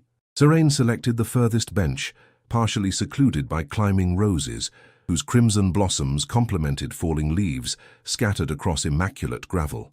The poetry volume remained unopened upon her lap as minutes passed, anticipation gradually transforming to uncertainty as the mantel clock's distant chime announced 10 o'clock, then 15:15, with no sign of Aedric's return. Footsteps upon gravel finally alerted her to approaching presence, not the Duke's familiar stride, but lighter, hurried steps belonging to Nell, whose expression combined excitement and apprehension in equal measure. "My lady," she called, breathless from evident haste. "You must come quickly. The most extraordinary thing," she faltered, overwhelmed by whatever news she carried. "Calm yourself, Nell," Siraine instructed, setting aside her book as concern replaced anticipation. "What has occurred? Has the Duke returned?" "Yes, my lady, but that's not—" The girl twisted her apron between slender fingers. "It's just, there's a visitor arrived. A lady asking for you most particularly. She says—" Nell swallowed visibly. "She says she's your mother." The morning room, scene of countless polite interactions and meaningless social rituals, now contained tension so palpable it seemed to distort sunlight streaming through leaded windows. Lady Marwyn Vale stood beside the marble fireplace, her widow's weeds emphasizing alabaster pallor and rigid posture. Aedric occupied position near the door, his expression suggesting interruption of intended departure. "Mother," Siraine acknowledged, composure masking tumultuous confusion as she entered. "This is unexpected." "Necessity often produces unexpected actions," Lady Marwyn replied, her voice brittle as winter ice. "When one's daughter abandons familial responsibility without forwarding address, direct pursuit becomes unavoidable." Aedric stepped forward, his protective instinct visible beneath courteous restraint. "Lady Siraine departed Vale Manor with my full knowledge and support, Lady Vale. Any suggestion of impropriety or abandonment of duty is entirely misplaced." Lady Marwyn's gaze swept dismissively over his tall figure before returning to Siraine with laser focus. "I require private conversation with my daughter, Your Grace. Family matters of considerable delicacy. Anything you wish to say may be spoken before the Duke," Siraine countered, instinctively moving closer to Aedric's supportive presence. "I keep no secrets from this household." Something resembling pain flickered briefly across Lady Marwyn's carefully composed features. "Very well. If privacy cannot be maintained, perhaps honesty might suffice instead." She withdrew an envelope from her reticule, extending it with imperious gesture. "This arrived yesterday from London. Read it, then determine whether family loyalty retains any meaning in your transformed circumstances." Siraine accepted the envelope with measured calm despite internal trepidation. The paper, Expensive, cream-colored stationery bearing familiar aristocratic crest contained single sheet covered in elegant feminine handwriting. My dearest Lady Vale, society whispers reach London drawing rooms with remarkable velocity. News of your bereavement and subsequent familial realignment has prompted considerable speculation, particularly regarding Lady Seraine's altered circumstances and current residence at Thornfield Manor. While personal tragedy normally commands respectful silence, certain considerations of reputation compel this confidential communication. The Duke of Thornfield's history contains elements perhaps unknown to provincial circles, yet well documented among those with longer memories and wider connections. His first marriage, contracted with appropriate splendor and expectation, concluded under circumstances remarkable for both tragedy and peculiarity. The Duchess's passing during childbirth represents common enough misfortune, yet persistent questions regarding the Duke's behavior during her confinement and subsequent treatment of her memory suggest character worthy of deeper examination before further connection is entertained. His withdrawal from society, while attributed to grief, perhaps conceals recognition that certain doors would remain firmly closed regardless of title or fortune. His preference for companionship unlikely to result in offspring may represent practical adaptation rather than romantic inclination. I share these observations from sincere concern for Lady Seraine's welfare and reputation, having observed the Duke's particular attention during my recent visit to Thornfield. While improved circumstances may permit independent decision-making, information represents essential component of wise choices. With deepest sympathy for your loss and sincere wishes for future happiness, Lady Emmeline Blackwood Seraine's hands trembled slightly as she refolded the letter, its poisonous insinuations seeping through her consciousness like slow-acting venom. She turned toward Adric, finding his expression closed and unreadable, the warm anticipation of garden rendezvous replaced by defensive withdrawal. Lady Emmeline has interesting theories regarding your first marriage, she observed quietly, holding his gaze despite internal uncertainty, and particular opinions about your intentions toward me. Something dangerous flickered behind his composed exterior. Lady Emmeline nurtures numerous theories, most designed to achieve personal advantage rather than illuminate truth. Yet rumors seldom materialize from complete fabrication, Lady Marwyn interjected, watching their interaction with calculating assessment. London society rarely blacklists aristocracy without substantial cause. Society, Adric replied, his voice controlled despite evident anger, delights in simplistic narratives that explain complex circumstances without challenging comfortable assumptions. My withdrawal provided convenient confirmation of pre-existing suspicions, nothing more. Seraine maintained calm exterior despite emotional turbulence beneath.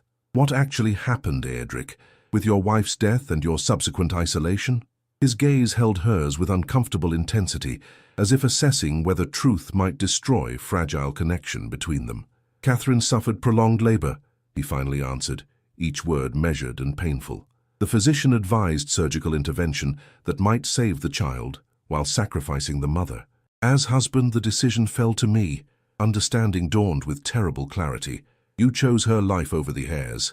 I chose my wife over succession, he corrected quietly. Society, particularly Catherine's family, considered this unconscionable weakness. A duke's primary obligation lies with bloodline, not conjugal affection. My decision represented unforgivable prioritization of personal feeling above aristocratic duty. Yet both perished regardless, Lady Marwyn observed, her tones suggesting confirmation of suspected weakness. Both perished, Adric acknowledged, pain briefly visible beneath controlled exterior. Leaving me with neither wife nor heir, only judgment from those who claimed later intervention might have saved my son had maternal sacrifice been permitted earlier. Silence descended upon the morning room, weighted with revelation and unspoken assessment. Outside, clouds drifted across autumn sun, casting shifting shadows across polished floorboards and oriental carpets, mute witnesses to human tragedy and judgment's arbitrary cruelty. "And your interest in my daughter?" Lady Marwyn finally inquired, her voice surprisingly gentle despite the question's directness. "Does her barrenness represent convenient absence of potential repetition?" Seraine inhaled sharply at her mother's unprecedented cruelty, pain blooming beneath her ribs like sudden wound.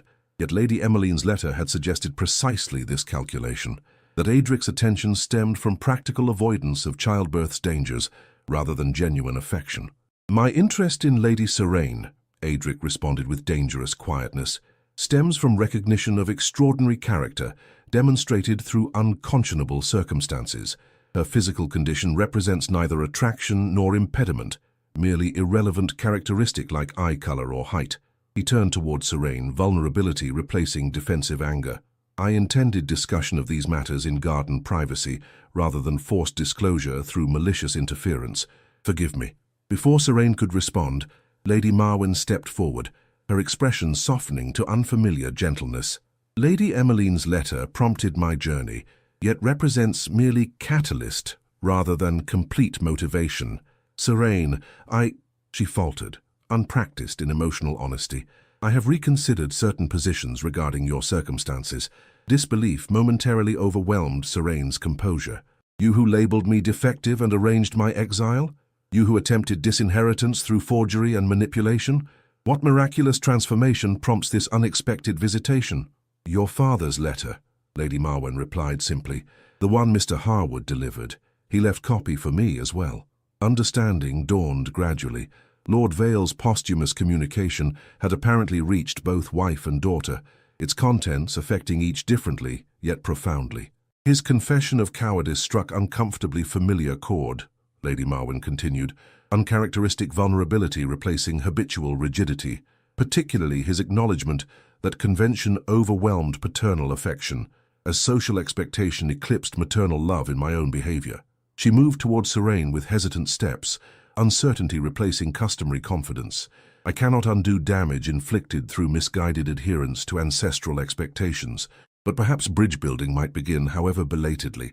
Serene studied her mother's face, seeking deception or manipulation beneath apparent sincerity, finding neither, merely exhausted recognition of opportunities, forever lost through rigid conformity to external judgment.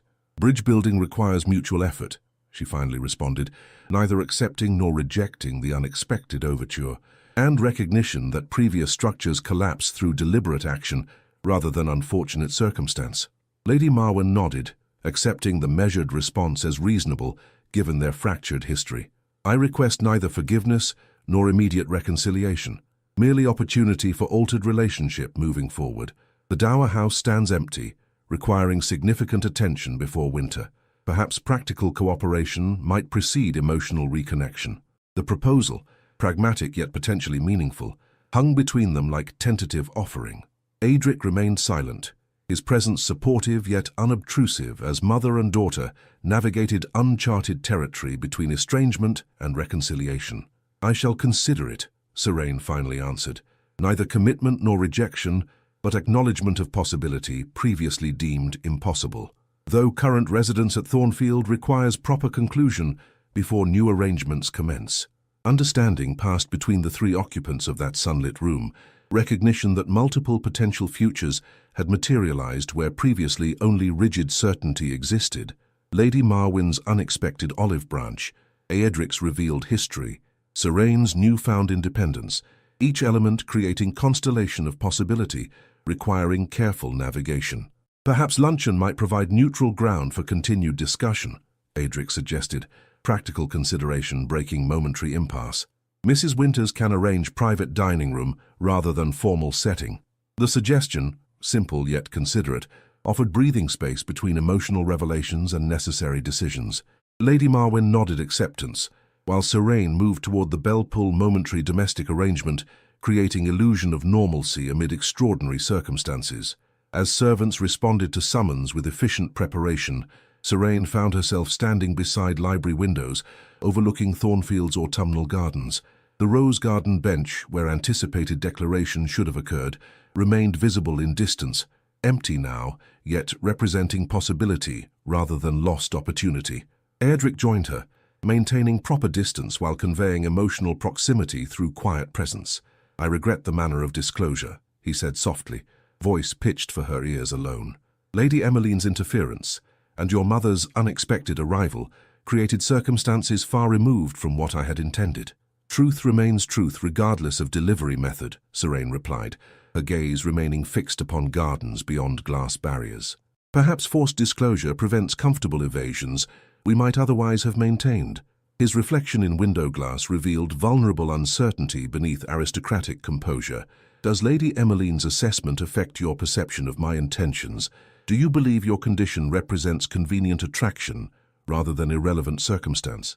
Serene turned from the window, meeting his gaze directly rather than through reflected approximation. I believe human motivation seldom conforms to simplistic assessment or convenient narrative, that complicated beings make choices based upon constellation of factors rather than single calculation. Hope kindled in his expression, tempered by persistent caution born from previous judgment and societal rejection. And our conversation? Does Garden Rendezvous maintain relevance despite altered circumstances? More than ever, she answered softly, truth replacing polite equivocation, though perhaps location might shift from public garden to private library once current visitation concludes. His smile, rare, genuine expression of unguarded pleasure, transformed severe features with unexpected warmth. I shall count minutes rather than hours this time. Lady Marwen's approach prevented further private exchange, though something fundamental had shifted between them, honesty replacing careful maneuvering, direct communication supplanting polite circumlocution. Whatever conclusion their interrupted conversation might eventually reach, foundation now rested upon truth rather than convenient narrative or comfortable assumption. Luncheon proceeded with surprising civility, given preceding revelations and lingering tensions. Lady Marwen demonstrated unexpected adaptability, discussing dower house renovations and practical arrangements without reference to previous estrangement or Serene's uncertain future regarding Thornfield versus independent residence. As meal concluded, she rose with uncharacteristic diffidence. I have imposed upon your hospitality long enough, Your Grace. The mail coach returns through Thornfield Village at 3 o'clock, allowing sufficient time for return journey. You are welcome to overnight accommodation, Aedric offered with automatic courtesy, despite evident preference for private resolution with Serene. The journey to Vale Manor requires considerable endurance when undertaken in single day. Thank you, but no, Lady Marwen replied, unexpected perceptiveness suggesting recognition of interrupted courtship, requiring privacy for proper conclusion. I intrude upon matters requiring resolution without maternal presence or interference. The mail coach shall prove perfectly adequate. This acknowledgement, that personal happiness might take precedence over familial expectation or societal judgment, represented profound deviation from Lady Marwen's previous rigid adherence to conventional propriety. Serene observed her mother with newfound appreciation for capacity to evolve, however belatedly and imperfectly. I shall accompany you to the village, she offered. Unexpected generosity prompted by recognition of courage required for maternal vulnerability after lifetime of emotional fortress building. We might discuss dower house requirements during the journey. Lady Marwen's expression revealed momentary surprise, followed by genuine gratitude. That would be most appropriate. Thank you, Serene. Carriage was summoned, goodbyes exchanged with formal courtesy masking emotional complexity beneath. As wheels crunched along Thornfield's gravel drive, mother and daughter found themselves alone for first time since Lord Vale's deathbed, uncertain how to navigate conversation, unbounded by immediate crisis or structured social ritual. He seems honourable, Lady Marwen finally observed, breaking silence with unexpected directness. Despite complications surrounding his first marriage, he is, Serene confirmed simply, neither elaborating nor defending, statement of perceived fact rather than emotional declaration. Lady Marwen studied her daughter's profile with newfound attentiveness. You care for him, beyond gratitude for intervention or appreciation of position offered. I do. And his feelings? Are they similarly engaged? Serene turned from carriage window, meeting her mother's gaze directly. I believe so, though formal declaration awaits interrupted conversation's completion. Lady Marwen nodded thoughtfully, fingers absently tracing embroidered reticule upon her lap. Marriage to widowed duke offers certain advantages, regardless of emotional attachment. Security, position, protection from society's crueler judgments regarding unmarried women of certain age. I require neither security nor protection, Serene reminded her quietly. Father's provision ensures independence regardless of matrimonial status. True, Lady Marwen acknowledged, surprising candor replacing habitual manipulation, which makes potential connection matter of choice rather than necessity, purer foundation than most marriages commence upon, including my own. This unexpected revelation, that Lady Marwyn's own marriage had begun from practical arrangement rather than affection, created momentary bridge across years of misunderstanding and emotional distance. Serene studied her mother with newfound compassion, recognizing that rigid adherence to societal expectation perhaps represented learned survival strategy rather than innate cruelty. "Did you ever love father?" she asked softly, question previously unthinkable now possible within altered relationship dynamic. "Beyond arranged match and appropriate alliance?" Pain flickered across Lady Marwyn's carefully composed features, not performance for strategic advantage but genuine emotional response. "Eventually," she answered with uncharacteristic honesty, though society provides little encouragement for affection beyond dutiful respect. By the time genuine attachment developed, patterns of interaction had solidified beyond easy amendment. The carriage approached Thornfield Village, picturesque cottages and modest shops announcing journey's conclusion and conversation's necessary termination. As horses slowed before the coaching inn where mail coach would soon arrive, Lady Marwyn turned toward her daughter with unaccustomed vulnerability. "I wish," she began, then faltered, unfamiliar with expressing genuine emotion rather than strategic sentiment. "I wish circumstances had permitted greater understanding between us, Serene. That rigid adherence to expectation had not overwhelmed maternal affection so completely.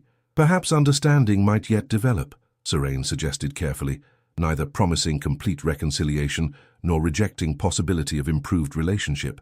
"The Dower House renovations offer practical framework for cautious reconnection." Lady Marwyn nodded, accepting this measured response as appropriate given their fractured history. "I shall write with contractor recommendations and furnishing suggestions, if acceptable. The south parlour requires particular attention before winter dampness creates irreparable damage." This return to practical matters, comfortable territory compared to emotional vulnerability, created breathing space between profound revelations and necessary departure. The mail coach appeared around Village Corner, its arrival punctuating conversation with definitive conclusion. As Lady Marwyn prepared to depart, she hesitated on coaching inn's threshold, turning back with uncharacteristic impulsiveness. "Be happy, Serene," she said quietly, genuine maternal concern briefly visible beneath lifetime of rigid propriety. "Choose path that brings contentment, rather than mere appropriate arrangement. Your father's posthumous provision offers that freedom at least." With that unprecedented blessing, neither controlling direction nor withholding approval, she entered the coaching inn, where journey away from Thornfield would shortly commence. Serene remained beside the carriage, watching her mother's retreating figure with complex emotion, beyond simple categorization as resentment or forgiveness. The return journey to Thornfield passed in contemplative silence, afternoon shadows lengthening across autumn landscape as carriage wheels retraced familiar path. Opportunities and possibilities previously unimagined now required careful consideration. Reconciliation with estranged mother, independence at Dower House, potential declaration from Adric regarding feelings developing beyond employer and companion. Thornfield's silhouette appeared against darkening sky, windows illuminated with welcoming warmth that seemed to acknowledge her return as rightful homecoming rather than mere reappearance at place of employment. As carriage wheels slowed before main entrance, Serene observed Adric's tall figure awaiting her arrival, his customary reserve softened by evident anticipation. The interrupted garden conversation awaited completion, truth replacing convenient narrative, genuine connection supplanting societal expectation. Whatever conclusion their discussion might reach, foundation now rested upon honest recognition rather than calculated advantage or practical arrangement. Twilight descended upon Thornfield's ancient stones as Serene prepared to enter its shadowed hallways once more, not as exiled daughter or employed companion, but as woman of independent means, making conscious choice regarding future path and potential happiness beyond conventional boundaries or restrictive expectations. Spring arrived at Thornfield with gentle persistence, coaxing reluctant blossoms from winter's dormancy. The formal gardens, once neglected monuments to grief's paralysis, now flourished under renewed attention, roses climbing ancient walls, tulips standing sentinel along gravel paths, forget-me-nots carpeting shaded corners with delicate blue remembrance. Serene stood at the library window, morning light illuminating the journal open before her. 6 months had passed since autumn's momentous revelations and life-altering decisions. 6 months of transformation, both external and internal.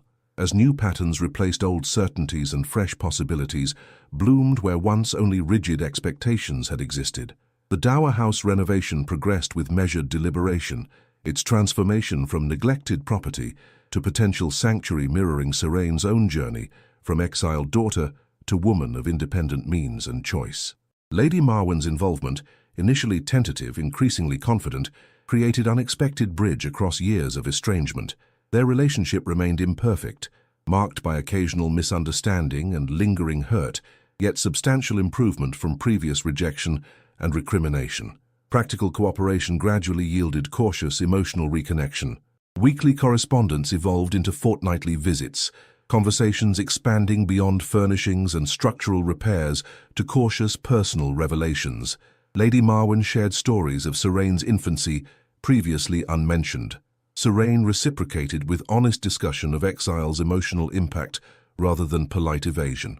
Neither expected complete reconciliation or uncomplicated affection, yet both valued incremental progress toward relationship defined by mutual respect rather than obligation or resentment.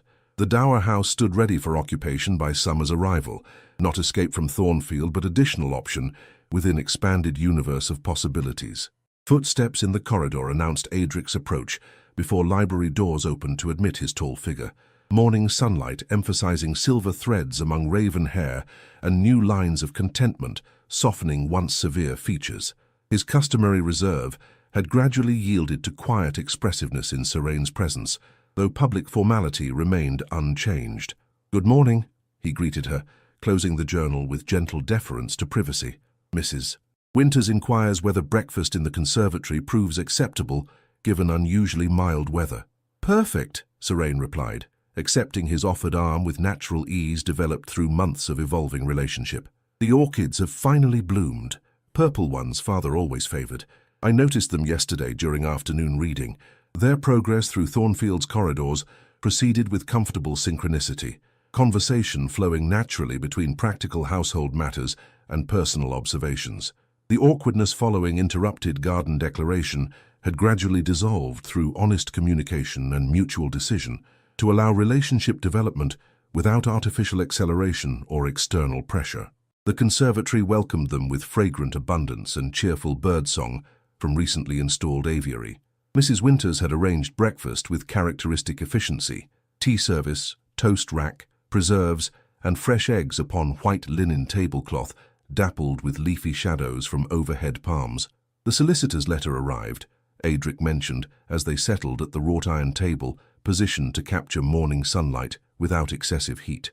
Final arrangements for East Wing renovations require signature before construction commences next week. Serene accepted teacup with murmured thanks, contemplating this latest development in Thornfield's ongoing transformation.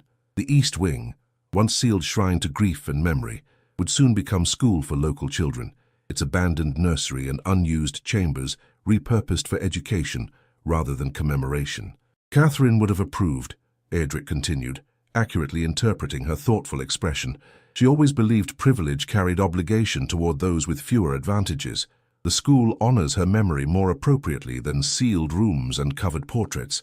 This acknowledgement that his first wife's memory could be honored through living legacy rather than preserved shrine represented profound evolution from grief's paralyzing grip.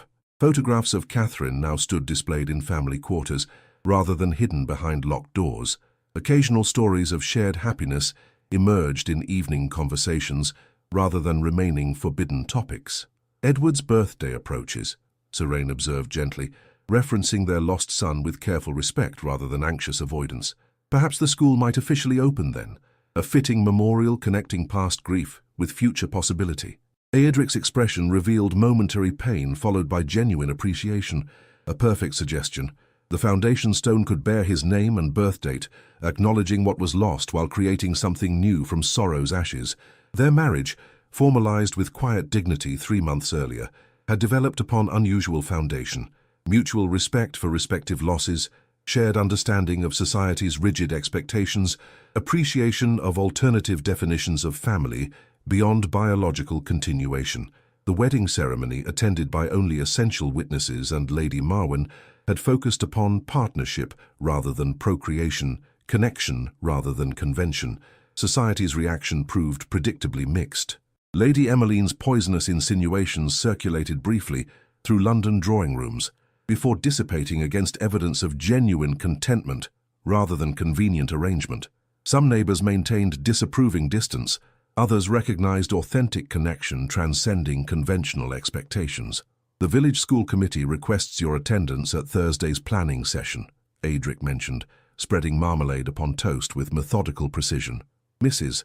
Holloway specifically mentioned your suggestions regarding practical curriculum for girls beyond ornamental accomplishments. Serene smiled, recalling the committee chairwoman's initial skepticism regarding a duchess involving herself with working-class education. I shall prepare proposed reading materials before the meeting. The circulating library promised donation if suitable shelving can be arranged. Their conversation continued with comfortable domesticity, practical matters interspersed with personal observations and occasional gentle teasing.